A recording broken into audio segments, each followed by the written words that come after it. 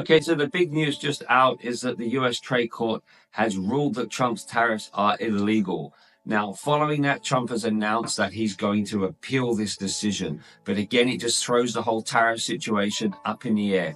I'm going to approach this topic from a few different angles, so make sure that you watch to the end to understand this whole thing in a much wider context. So right now, we're seeing the markets react by stocks are higher, bonds are lower a little bit at the moment, and dollar is higher right now. Now, first thing to understand here is that these moves are happening out of hours. There's a lot of US fund managers, hedge funds, big investors who are not participating. The liquidity is not going to be the best right now. So we really need to wait till probably the end of the US session to get a real idea of what markets really think about this particular move. Right now as well, we've had the Nvidia earnings overnight, which are pretty decent. That's also helping equities to go higher.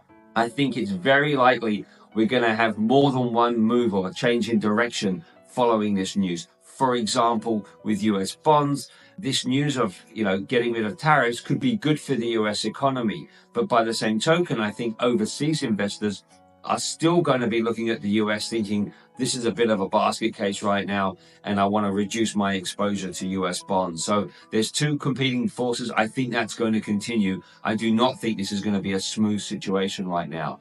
And that leads to my next point, which is in environments like this where there's just news flow hitting, we can't just look at a chart to guide us or look at some sort of trend, because anything could happen right now in the news flow. In these situations, as traders, we need to control what we can control. What can we control? Well, we can control our position size, and we can control our exposure or how often we're in the market. So right now, I think it's important for traders to reduce their position size, because there's so much just competing news flow, and we could be up, down, who knows where we could be in 3 or 4 hours time.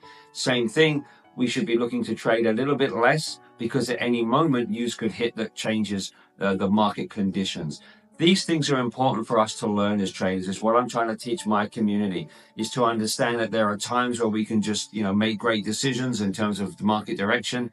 There are times where so much is out of our control and so much is changing that we control what we can control, which is the things that I've discussed. Going forward, I think we all need to reevaluate, and every investor is going to be out there reevaluating what goes on. My initial reaction is I think that overseas investors are still going to continue to look at the US and think this is a bit of a mess. I don't really want exposure to the US right now. And in that sense, whilst the dollar's rallying now, I tend to think that it's going to continue to go lower over the coming weeks and months. But again, I think over the next few days, we're going to get hit with lots more news. We're going to need to digest this. This is something that I'll be doing with my community. And I think we're going to need to have the belief and at least a mindset where we may have to change some of our views of what we think is going to happen going forward.